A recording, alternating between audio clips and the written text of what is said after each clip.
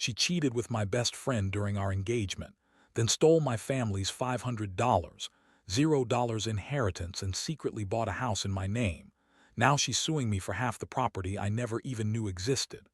Hello everyone.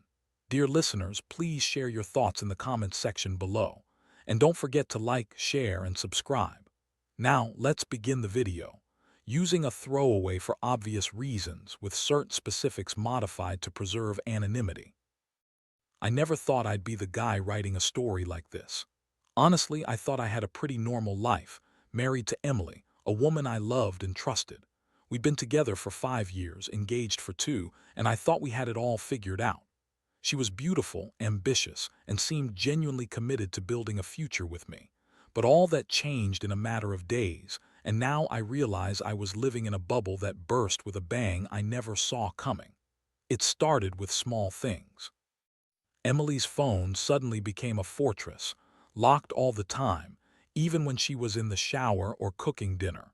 She'd get weirdly defensive whenever I asked to see her messages or call logs, which was unlike her. She used to be open about her phone, but now she was secretive, almost paranoid. I didn't push her too hard at first, thinking maybe she was just stressed or had something she didn't want to share. But then I started noticing other things: her late nights, the odd absences during the day, and the way she'd get nervous when I was around her phone. One night, I decided to check her messages when she went to bed early. I know, bad move, but I was desperate for answers. I found a string of texts between her and someone named Jake. At first, I thought it was just a friend, maybe a coworker. But the messages quickly turned flirtatious, then downright explicit. They were talking about meeting up, about sex, about everything they wanted to do. I couldn't believe what I was reading. My heart sank. It was like a punch to the gut. I kept reading, trying to convince myself I was wrong, that maybe it was just harmless banter. But then I saw the photos, naked pictures she sent him, and some of them were recent. That's when I knew. For sure, Emily had been cheating on me for months, probably even before our engagement. I felt sick. All those plans, all those promises, were they just lies? How could she do this to me? I was furious, devastated, and completely blindsided. I had trusted her with everything. The next day, I decided I had to confront her. I wanted to hear her lie to my face, to see if she'd admit it or just deny everything. I waited until she came home from work, then asked her to sit down. Her face immediately went cold. She tried to brush it off, saying I was overreacting, that I was seeing things, that Jake was just a friend. But I pulled out the messages and the photos. Her face turned pale. She stammered, then burst into tears, claiming she didn't mean for it to happen, that she was just lonely, that she didn't love Jake. Just sex, she said, just sex and nothing more. But I knew better. The way she looked at her phone, the secretiveness, the lies, they all added up. I felt a mix of rage and heartbreak. How could she lie so easily? How could she betray me like this? I asked her how long this had been going on. She hesitated, then said a few months, maybe longer. I felt my world crumbling. I was angry at her, but I was also hurt. I loved her, or I thought I did, and now I wondered if I ever really knew her at all. That night was a blur. I couldn't sleep, couldn't breathe. I kept replaying her words, her tears, the betrayal. I felt like I'd been hit by a freight train.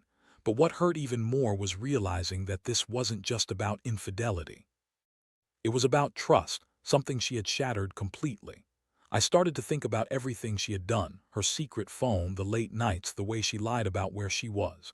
It wasn't just about cheating, it was about her stealing my sense of security, my happiness, my future. And then there was the money. That's another story entirely. Turns out, Emily had been sneaky about her finances for a while. I discovered she'd secretly bought a house in my name, an investment I didn't even know about. She'd been planning this behind my back, using some of the inheritance my family left me, $500,000, to secure her own future. She lied about her spending, about her savings.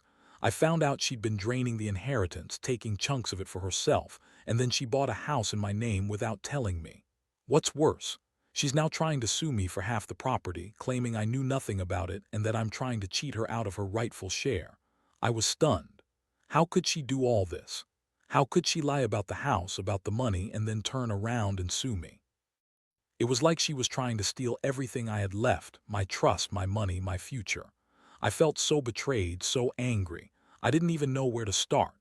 The betrayal wasn't just about the sex anymore. It was about the money, the lies, the manipulation. She was a bitch, plain and simple, and I was left picking up the pieces of a life I thought I knew. That's where I am now, trying to figure out what to do next. I've filed for divorce, of course, but the legal battle over the house and the inheritance is just beginning. I don't know how this will end, but I do know one thing: I'll never trust her again.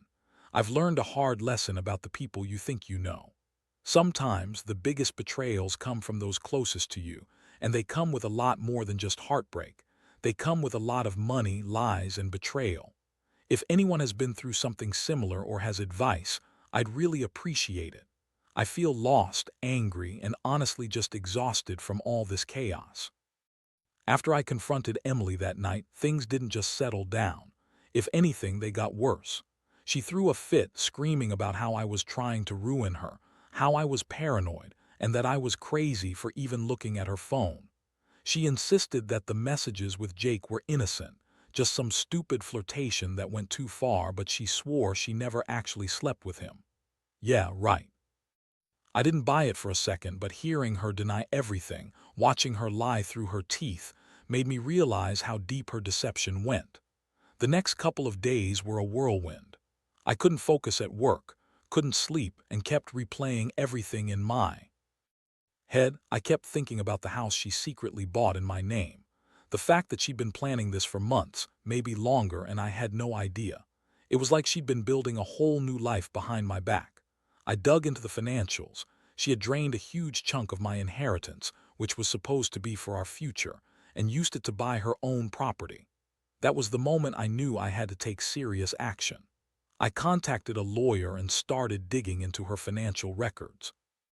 Turns out Emily had been sneaky about her money for a while. She'd hidden accounts, transferred funds, and even forged documents to make it seem like she was just handling her own expenses. The house she bought was in my name, but I found out she'd used some of the inheritance, money I thought was safe, without my knowledge.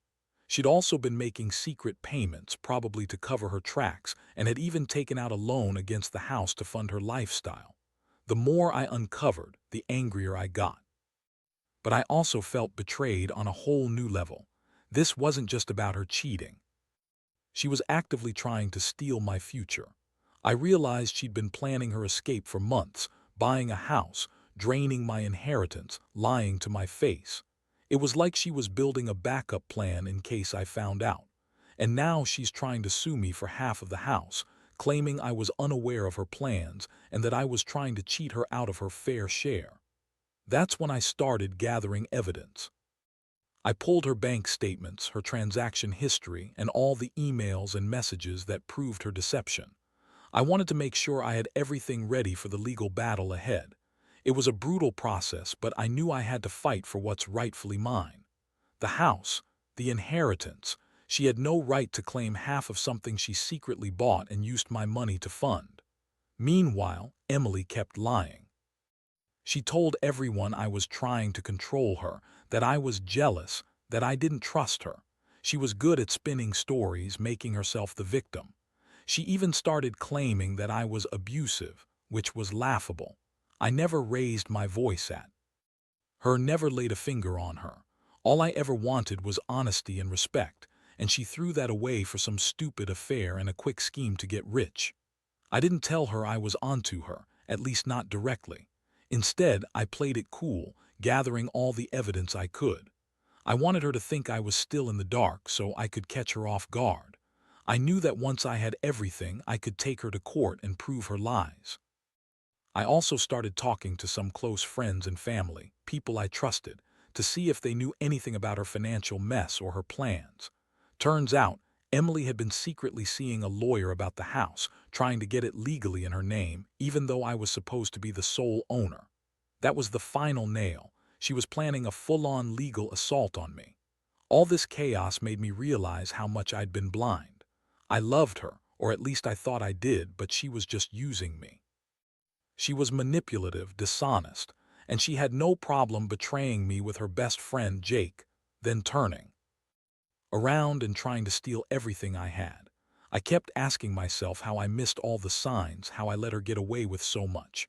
But the truth is, I didn't want to see it. I was too caught up in the idea of us, in the future I thought we were building. Now I feel like I'm stuck in a war zone. The legal battle is just beginning, and I don't know how it's going to turn out. I've hired a good lawyer, but I know this isn't going to be quick or easy. Every day I wake up, I feel this weight, anger, frustration, sadness. I keep asking myself how I let it get this far, how I trusted someone who was secretly planning to take everything from me. I keep replaying her words, her lies, her betrayal. What's crazy is that she still tries to act innocent, like she's the victim.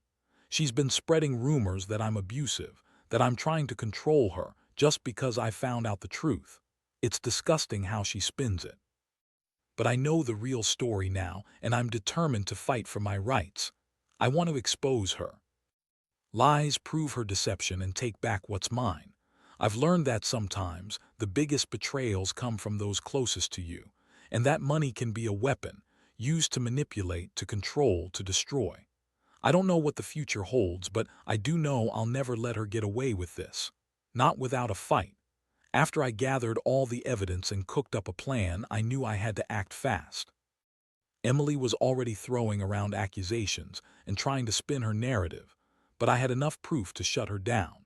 I hired a good lawyer, someone I could trust, and we started preparing for the legal fight ahead.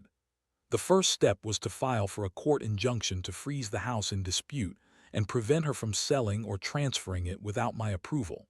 I also initiated a formal legal claim to establish my ownership rights and to contest her claim for half the property. While all this was happening behind the scenes, Emily's behavior grew even more unpredictable. She started acting bitchy and defensive, lashing out at anyone who questioned her or tried to get close. She'd throw tantrums, call me paranoid, and insist she was the victim of a crazy husband who's trying to ruin her. It was clear she was panicking, and her lies were starting to unravel. The more I pressed her, the more her facade cracked. She even went as far as to accuse me of controlling her, of being jealous, and of trying to keep her from her rights. The irony was thick. She was the one sneaking around, secretly buying a house, draining my inheritance, and then turning around to blame me for everything. Meanwhile, I was digging into her financial records even more. I discovered she'd hidden a lot, accounts I never knew about, investments she kept secret, and even some offshore accounts. She'd been planning her escape for months, maybe even years, and I was just catching on. I found emails where she discussed how she'd get her hands on the inheritance, how she'd buy a house in my name, and how she'd make sure I never see a dime. It was sickening to read her words, knowing she'd been lying to my face all along. One night, I found out she'd secretly met with her lawyer, who, it turns out, was also involved in the purchase of that house. She'd been working behind my back to get everything in her name, to fake documents, and to prepare for a legal battle. I felt like I was living in a nightmare. All that trust I'd had in her was gone, replaced by a cold realization that she'd been manipulating me from the start. I decided I needed to confront her again, but this time I was ready. I sat her down and told her I had all the evidence and that I wasn't going to be played anymore. I told her I knew about the house, the secret accounts, everything. Her face turned pale and she tried to deny it, but I showed her the emails, the bank statements, the legal documents. That's when she finally broke down. She started crying, claiming she was sorry, that she never meant for it to go this far, that she was just desperate. But her tears felt hollow. I didn't believe her anymore. The legal process was moving fast now. My lawyer filed a motion to declare me the rightful owner of the house, to invalidate any documents she forged, and to prevent her from selling or transferring the property. I also started the process of reclaiming the inheritance money she'd stolen. I knew it wouldn't be easy. She had layers of lies and fake documents, and she was fighting hard to keep her schemes alive. But I was determined. I wanted justice, and I wanted her out of my life for good. In the meantime, Emily kept up her act, saying I was trying to ruin her, accusing me of abusing her emotionally, and claiming that she was the real victim. It was so typical of a manipulative person, blame everyone else for their own mistakes. But I saw through her lies now. I knew she was just trying to save herself to keep the house, the money, and whatever else she could grab. She had no remorse, no shame, just a desperate attempt to hold onto what she'd stolen. I also started talking to friends and family about everything. I needed support, someone to tell me I was doing the right thing. Most of them were angry at Emily, some were just shocked. But all of them agreed that I shouldn't let her get away with it, that I deserved justice, that I had been betrayed by someone I loved and trusted. It was a hard pill to swallow, but I took it in. I realized I had to be strong for myself, for what was left of my dignity. Looking back, I see how much I was blind. I thought I knew her, but she was just a master manipulator. She lied to my face, played the victim, and schemed behind my back. The worst part, she's still trying to fight me in court, claiming she's entitled to part of the property, that I was trying to cheat her out of her rights. The courts are still sorting through her lies, but I've got enough evidence to make a strong case. I won't let her steal what's mine, not after everything she's done. This whole experience has changed me. I don't trust people easily anymore. I've learned that appearances can be deceiving, and that some people are just good at hiding their true nature until it's too late. I also learned how money can corrupt, how it can turn people into monsters. I never thought I'd be in a legal battle over a house and inheritance, but here I am. I just want it all to be over, so I can finally breathe again and start rebuilding my life. The legal battle dragged on for months, and during that time, Emily's true colors kept revealing themselves. She became even more aggressive, filing her own motions, trying to claim I was harassing her, painting herself as the innocent victim. She'd call the police, accuse me of stalking her, things I never did, and tried to intimidate me into backing down. But I knew her game now. I had all the evidence, and I wasn't about to let her manipulate the court or turn public opinion against me. One day, I received a court summons that shocked me to my core. Emily was suing me for half the property, the house I never even knew existed until she bought it in my name, and she was claiming I had no right to it because I was unaware of her plans. That was her way of trying to justify her actions, to make it seem like I was the one in the wrong. But the truth was clear. She had forged documents, hidden accounts, and bought that house using my inheritance money. The court documents I had showed everything, her lies, her manipulations, her illegal activities. I was furious. I knew I had to fight even harder now. I spent sleepless nights going over every detail, preparing my counterarguments, and making sure every piece of evidence was in order. I hired a forensic accountant to trace the money she had stolen from the inheritance, and my lawyer prepared a detailed case proving that I was the rightful owner of the house, that I had no knowledge of her plans, and that she had committed fraud. I felt a mixture of righteous anger and helplessness, angry that she could do this, helpless because I knew she was willing to lie her way out of everything. Meanwhile, Emily's behavior became more malicious. She started spreading rumors about me, saying I was controlling, that I was abusive, that I was trying to keep her from her rights. She even told friends and family I was crazy and possessive. It was all just her way of deflecting, of trying to turn the tables, but I knew better. I knew she was just desperate, clutching at straws because she was losing her grip on her lies. One day, I caught her in an outright lie. She told someone that I had abandoned her, that I was trying to take everything from her, that I'd been abusive and controlling from the start. I was stunned. I had never raised my voice at her, never hit her, never tried to control her. All I ever wanted was honesty and respect. And yet here she was, spinning a story that painted me as the villain. It was infuriating, but I kept my cool. I knew her game now, and I had to stay focused. My lawyer managed to get a court date set for the case. I was nervous but also relieved. I knew I had the evidence, I knew I had the truth, and I was ready to fight for what was rightfully mine. I also started talking to a therapist, something I should have done earlier, to help me process the emotional toll all this was taking.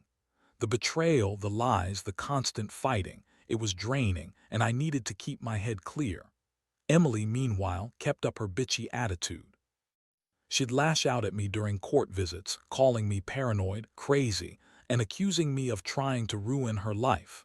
She'd cry fake tears, trying to sway the judge, trying to make herself look innocent. But I wasn't buying it. I knew her tricks now. The court was starting to see through her lies, especially after my evidence was presented. It was clear she'd been scheming from the start. The worst part was seeing how much she'd hurt everyone around her. Her family was furious when they found out the truth, how she'd lied, cheated, and manipulated her way into trying to steal my inheritance and property. I could see the disappointment in their eyes, and I felt a strange mix of anger and sadness. I had loved her once, but now I saw her for what she really was, a manipulative, deceitful woman who would do anything to get what she wanted. Through all of this, I learned a lot about myself. I learned that I can be strong when I need to be, that I can fight for what's right, and that sometimes you have to stand up against people you once trusted. I also learned how dangerous greed and manipulation can be, how they can turn someone into a different person entirely. The experience has left scars, but it's also made me more cautious, more aware of the true nature of the people around me. Now I'm just waiting for the final judgment. I know the court will see through her lies, that justice will prevail. But the emotional toll has been heavy. Every day I think about what I lost, my trust, my peace of mind, the future I'd envisioned with her. I wonder how I'll ever heal from this betrayal. But I also know I have to move on. I have to rebuild my life piece by piece and try to forget the nightmare that was Emily. If anyone out there is going through something similar, I'll say this. Trust your instincts, document everything, and don't let anyone manipulate you. If you're facing betrayal, stand firm. The truth has a way of coming out, and eventually justice will catch up. I still don't know how this will end, but I do know I'll come out of it stronger because I have to. The court date finally arrived after what felt like an eternity. I remember sitting there, heart pounding, as the judge called the case. Emily looked confident, even smug, as she sat across from me. She kept trying to paint herself as the victim, claiming I was harassing her and that she had every right to the house and the inheritance because I was unaware of her plans. Her lawyer was doing his best to spin her story, but I knew the truth, and I had the evidence to back it up. When it was my turn to speak, I laid everything out clearly. I presented the forged documents, the bank statements, the emails, everything that proved Emily had lied, manipulated, and fraudulently acquired the house in my name. I explained how I'd been kept in the dark about her secret accounts and how she drained my inheritance to fund her scheme. I told the court how she had been planning her escape for months, buying the house behind my back, and then trying to claim half of it when I finally found out. The courtroom was silent as I finished my testimony, and then the judge looked over the evidence. After a tense pause, the judge ruled in my favor. The court declared me the rightful owner of the house, invalidated Emily's forged documents, and ordered her to pay back the stolen inheritance plus interest. It was a huge relief, finally some justice after months of betrayal and deception. But the victory was bittersweet.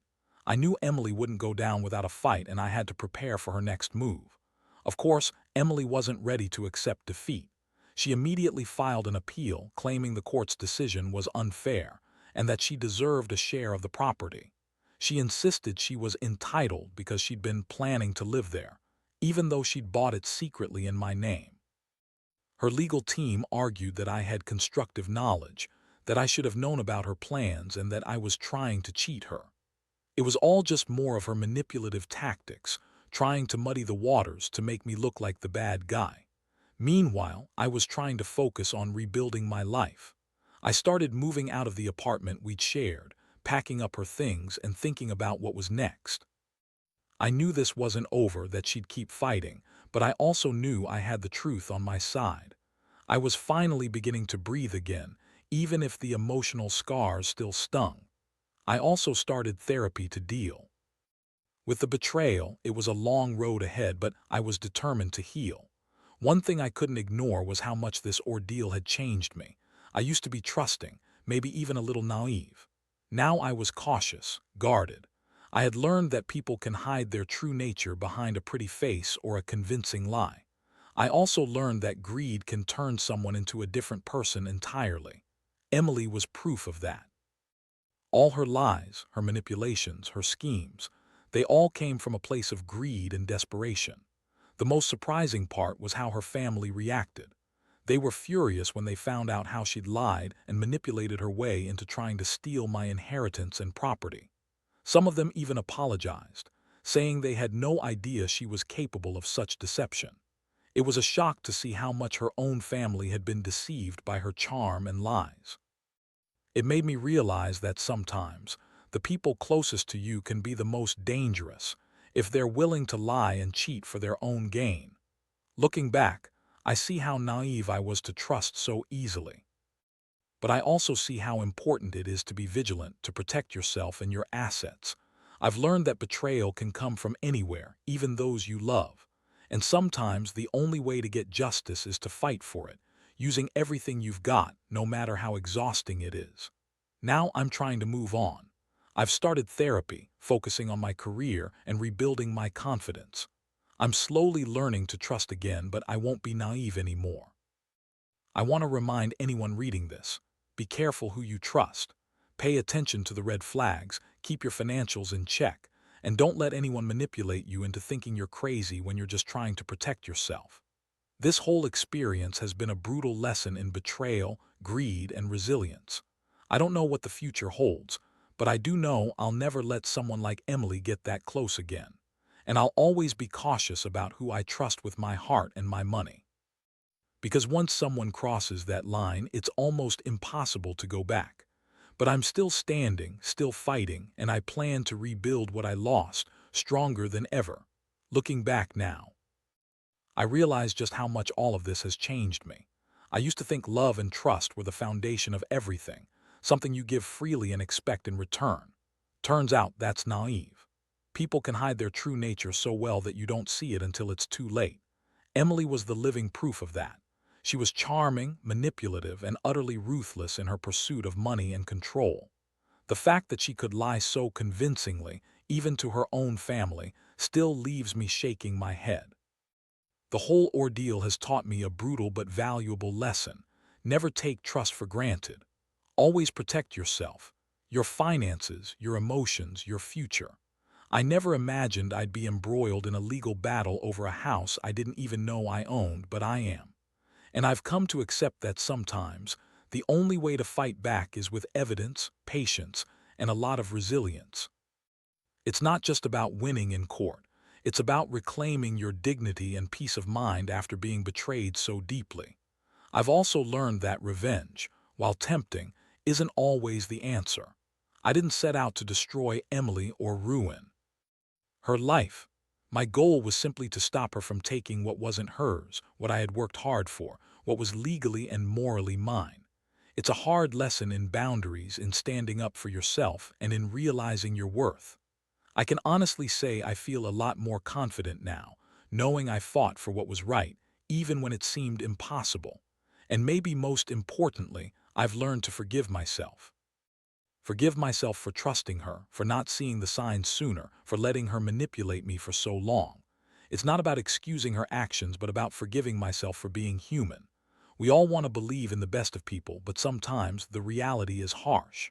Now I focus on healing, on rebuilding my life brick by brick. To anyone going through something similar, trust your instincts. Keep your eyes open, protect your assets, and don't be afraid to fight for what's rightfully yours. Betrayal hurts, but it also reveals who someone really is. I've learned that the hard way, and I've come out of this knowing I'm stronger than I ever thought possible. As for Emily, I hope she gets what she deserves, whatever that may be, but for me, the lesson is clear. Never let anyone steal your trust, your money, or your future. Stand tall, stay vigilant, and remember that justice, in the end, often favors the one who refuses to give up. I'm moving on now, not because I want to forget, but because I want to live a life built on honesty, integrity, and the lessons I've learned from the worst betrayal I've ever experienced.